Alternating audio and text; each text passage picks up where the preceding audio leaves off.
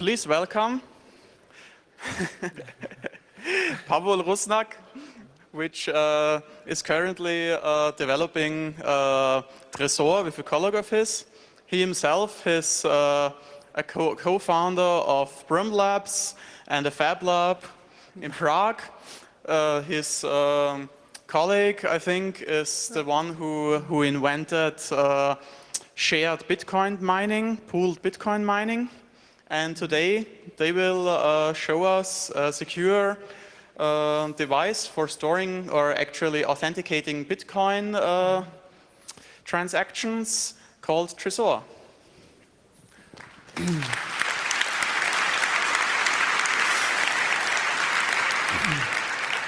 So thank you for the introduction, and I will try to reintroduce our team again. So you might recognize the guy on the left. It was mentioned. It's Marek Palatinus, also known as Slash, inventor of mining pool concept, and also operator of the first mining pool, which is still one of the biggest, with around 10% of hash rate on a Bitcoin network. He also invented Stratum protocol, which is currently used in miners, pools, and in Bitcoin clients. And the guy on the left is me, Pavel Rusnak, and I'm responsible for some smaller Bitcoin projects, like, for example, coinmap.org. And together we form with Alena, who is sadly not in the photo, a company called Satoshi Labs, and we try to have something like an umbrella organization for these Bitcoin-related projects. One of the most important problems in Bitcoin mass adoption is security and safety of Bitcoin private keys. By security, I mean the security of the end user's computer, because we have compromised computers with viruses and malwares and keyloggers. We also have, for example, in the internet cafe, computers we don't trust. And what's not very common nowadays, but may be common in future, are rigged clients, which look like the regular clients, but they do something they are not supposed to do. And by safety of Bitcoin private keys, we mean data or more particularly wallet loss during various disasters, hard drive failures, naive reinstalls of operating system, and also failing to do proper backups, which is very easy, for example, in Bitcoin Qt, where not a lot of users are aware that you have to back up your wallet regularly, otherwise you will lose your Bitcoins. And solution to this, we think, is hardware wallets. Hardware wallet idea is not new. First, I encountered this idea during a Bitcoin conference in Prague in 2011, when Clemens Kepp introduced us to his project of hardware wallet. Sadly, he didn't pursue with his students this idea of Arduino-based hardware wallet further. And after Bitcoin conference 2012 in London, we decided with Slash to create a project that is now known as Trezor, to actually bring this hardware wallet idea to life. We decided to follow the keep it simple principle, so we are building a USB gadget, more particularly a human interface device. It has a OLED display and OK cancel buttons, which require physical interaction with user to confirm or discard transaction. And we don't have batteries because we use just power from the USB.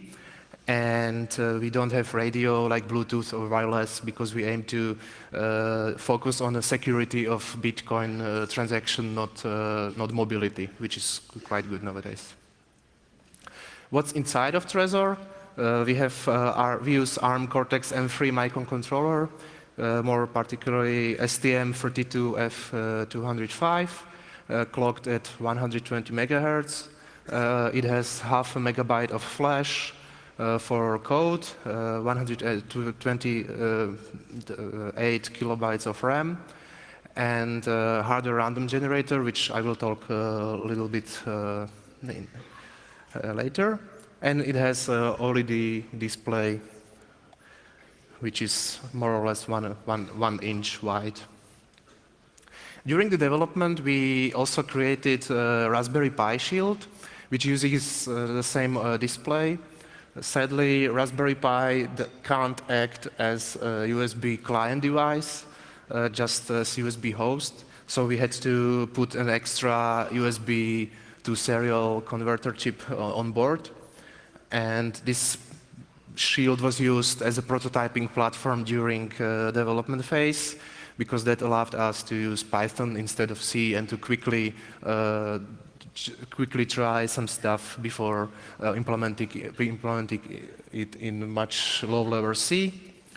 And the good thing is that this Raspberry Pi with Shield follows the same logic as the real Trezor device, so client has no way to determine if there is a real device or Raspberry Pi Shield on the other side.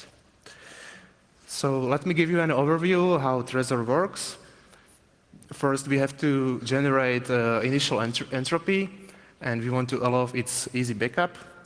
Then we use this entropy to derive master private key and master public key.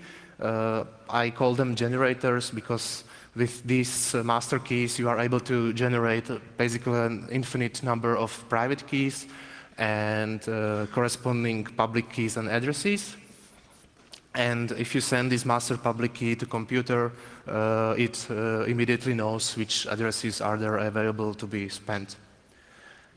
And because of that, computer can then prepare transactions and send them to Trezor. But these transactions are not having signatures because computer doesn't know the private keys. It just fills in the gaps with key indices. And then Trezor can use master private key to generate these needed private keys from these indices. If the user confirms the transaction, then it's signed using these keys, sent back to computer, and it can broadcast it to the network like it would normally do.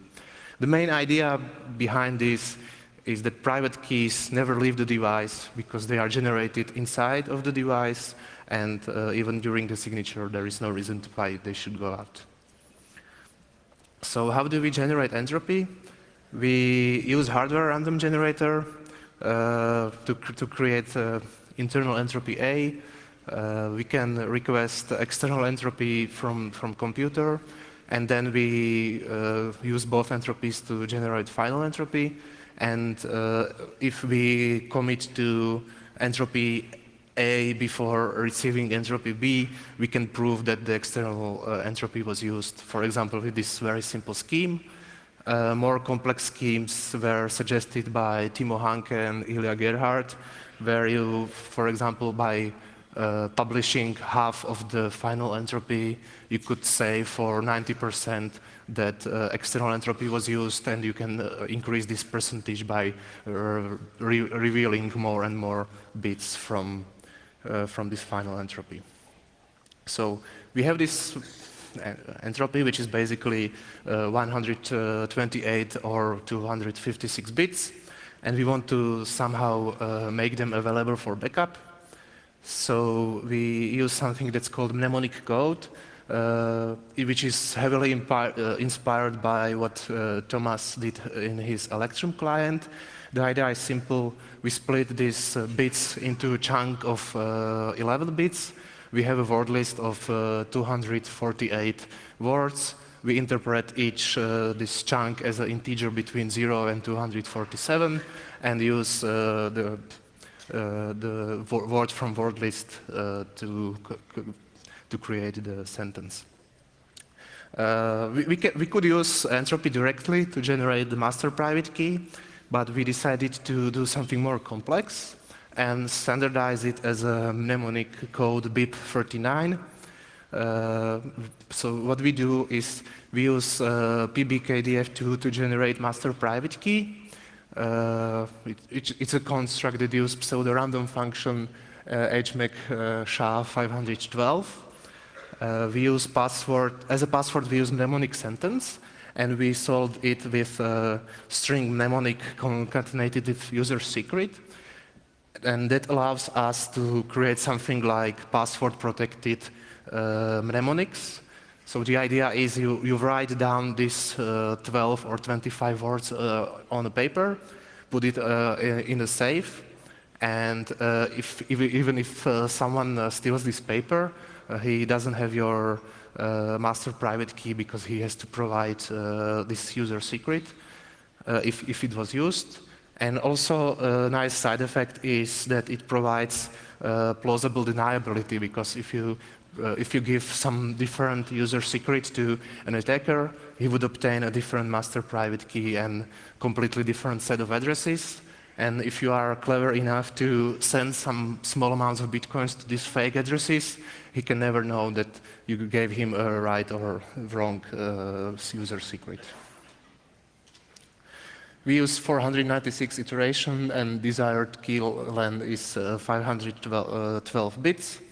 That's because there is another standard called hierarchical deterministic wallets, which use exactly 512 bits for its master node.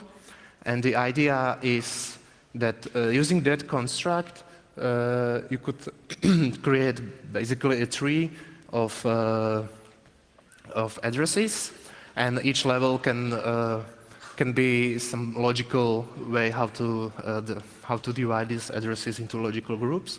So, for example, the first level would be your wallets. Second level would be your different wallet chains, like, for example, main addresses and change addresses. And the third level would be actual addresses of that kind. And the function that generates level 1 from level 0 is called child key derivation function, and it takes data from parent node and index 0, 1 to create different childs of that particular node, and then you can descend deeper and deeper in the tree, and you have some logical structure in your addresses, so it's not like it's flat.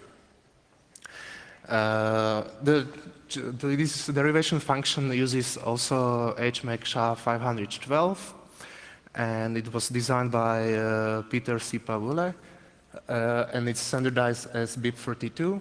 And because it's a very abstract concept, it provides lots of possibilities.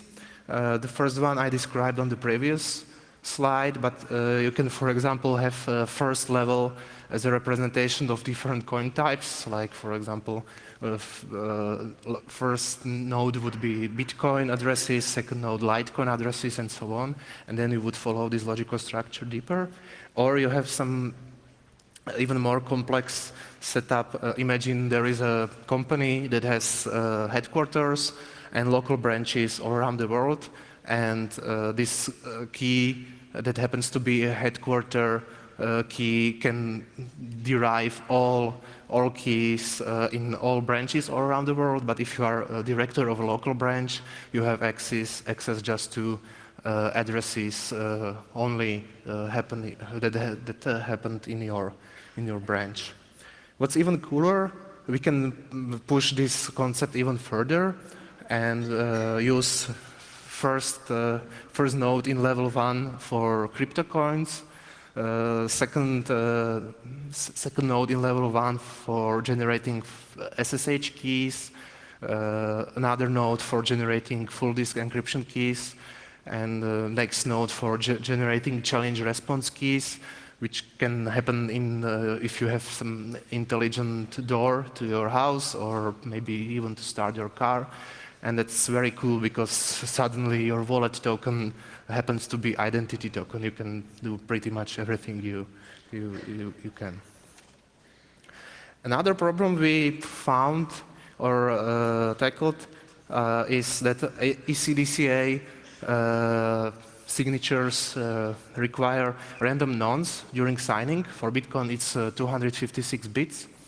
And if you use the same nonce twice for signing different messages, using the same particular key, you would basically leak this key.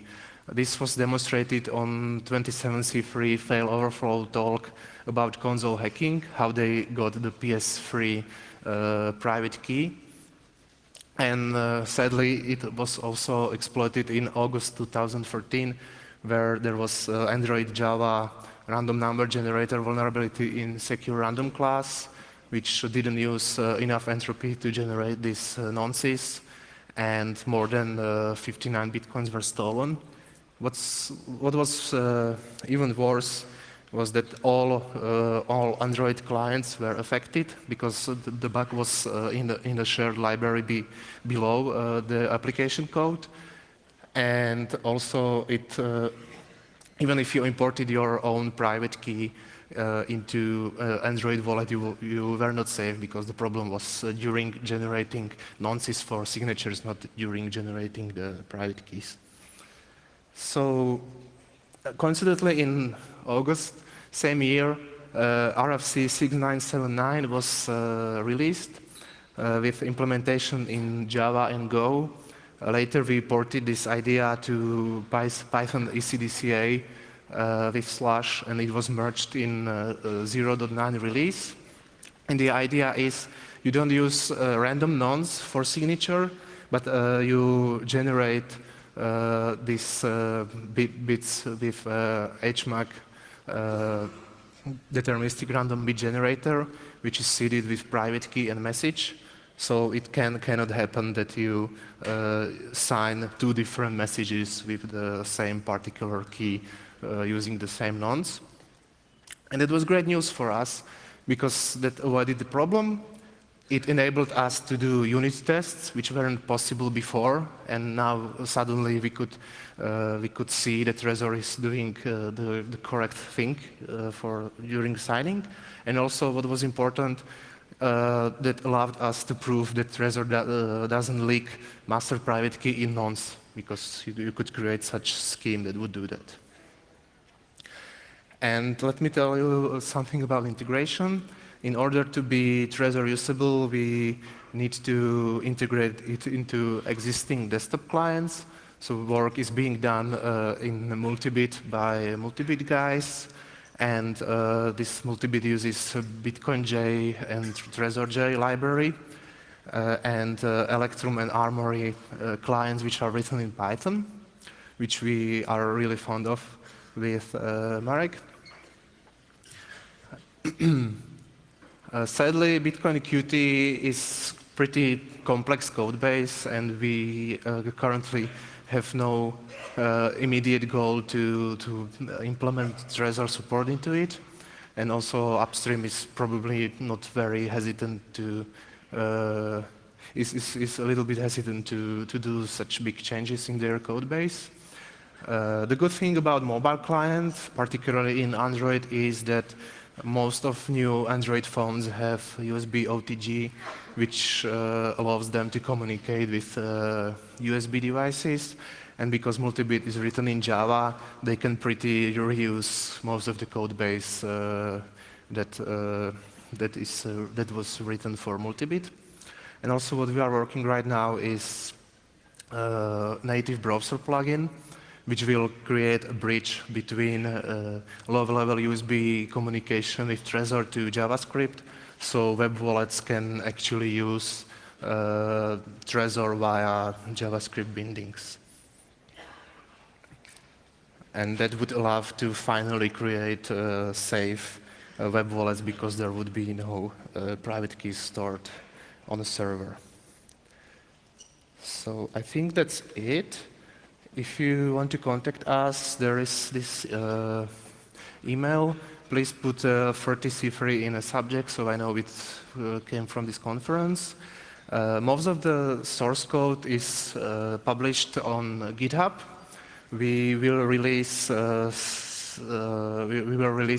firmware source code in January, when we will ship most of the pre-orders. And if there are any questions, I'm willing to answer them right now.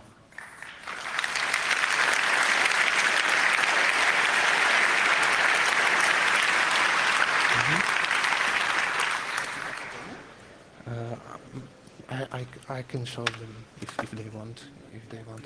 Can I have 3 minutes? Okay. I think 1 minute is okay. Okay. Okay, then. Nee, wir sind noch nichts.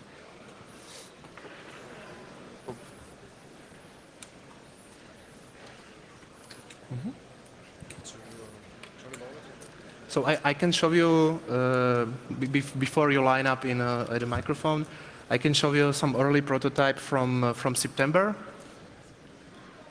So it looks like this. It's a metallic version, which is more or less final. We will be doing some polishing touches to the version that will be shipped in January. And okay, I don't know if you see it. And it's just a demo screen because that's the firmware back from September. So there is some demo transaction, and I can either confirm it or cancel it. And if I confirm it, then it's just some animation doing the signing, and so that's how it looks.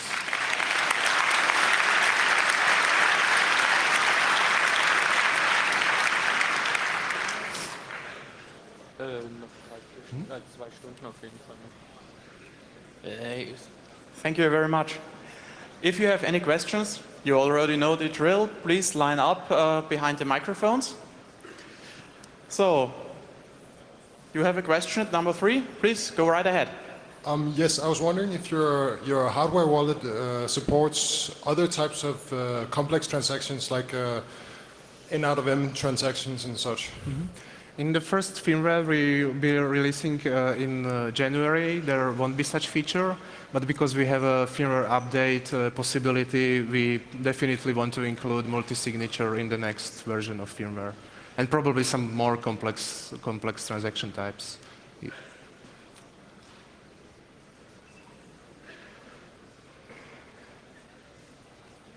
Are there any questions from IRC? Yes, one, please. It's look like the perfect solution for ATM usage. Do you think maybe Bitcoin ATM machines are integrate it with some popular ATM machines in the future? I think it should be possible to integrate it with ATM in the future. Well, ATM is more or less common computer nowadays, so I see no reason why we shouldn't go that way. Because we don't have any Bluetooth or radio, the first version would have to support USB, but maybe in the future there will be some other ways. Number 1, please. What happens with a Bitcoin stored on the device when it breaks? Then you would recover your paper wallet with these 12 or 24 words, and using this backup, you can recover it into other Trezor device or just use software that's compatible with BIP39 and send your Bitcoins to other address. So that's the main purpose of these paper wallet backups. Mm-hmm. Next question from number 4, please. Hi, thank you for your talk. It was very interesting. Thanks. I saw on the website the pre-orders are closed. Do you have an idea when you will be taking orders again? We will be shipping Trezor to pre-order people in January, and after all these pre-orders are shipped, we will reopen Trezor for regular sale. So, in February? Well, after we are done, so most probably in February, right? Thank you. Number 1, please. Are you thinking about another version where you have maybe a power supply within the device and then you could transfer the transactions via Bluetooth or something, which would be more convenient maybe for later uses? The problem is if we want to have radio in Trezor, we would need to have a battery and other stuff, and it looks simple, but it's adding more and more complexity. I'm not saying we are not going to go this way, but the first version... Yeah, of course, it's the first version, yes. Yeah. We will see how market will response. It's still a new area for us and for everybody. So maybe it will be needed, maybe it won't. We'll see. It would be nice, but the first version is already very well. Thank you a lot. Thanks a lot for that. Thank you. Another question from number 4, please. Yes, so you talked about update functionality. How do you prevent any kind of update functionality from compromising the device? Obviously, when you plug it in an untrusted system like a web shop, like an internet cafe, or the aforementioned ATM machine. All right. We have a bootloader that contains our public keys, and our firmware is signed by us. And if the signature isn't correct, then Trezor will print that you are running unofficial firmware. So you can build your own firmware, but you will have to confirm this warning in order to run it. Thank you. Many of you are trying to find seats for the next talk, but please, I know it's hard, try not to queue up the walkways. Any more questions? From IRC, maybe? Okay. Then thank you for the talk. Thank you for inviting me.